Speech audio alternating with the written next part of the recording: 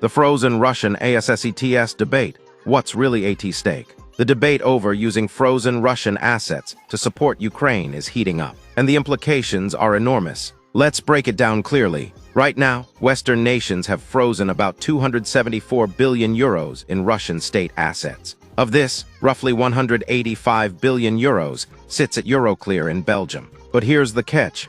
These assets aren't being confiscated, at least not yet. Instead, the European Union is proposing what they call a reparations loan. This means Ukraine would get funding now and only repay the loan if Russia eventually pays reparations for the invasion. It's a creative workaround, but it's also controversial. One of the biggest legal questions is sovereign immunity. Under international law, a country's state assets are normally protected from seizure. Some legal experts argue exceptions could apply because Russia violated international law by invading Ukraine.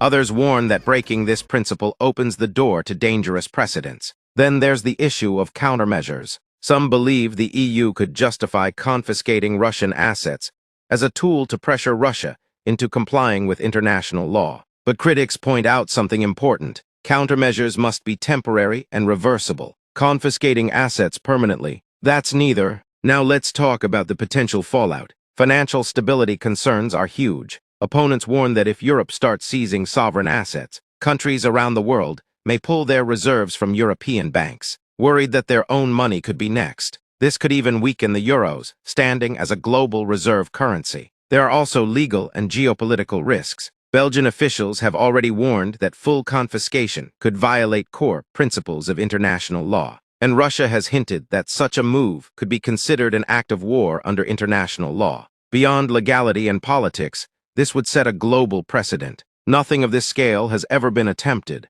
It could reshape how countries store foreign reserves and how the world handles state assets during future conflicts. So what's happening now? As a middle ground approach, the EU has already begun using interest generated from the frozen Russian assets, not the assets themselves, to support Ukraine's military needs. This compromise is far less controversial, but still signals that Europe is looking for ways to make Russia bear financial responsibility for the war. In the end, this entire debate highlights a deeper tension. How do you uphold international law and hold aggressors accountable without destabilizing the global financial system? It's a difficult balance, and the world is watching closely. If you found this breakdown helpful, don't forget to like, subscribe, and share so more people can stay informed.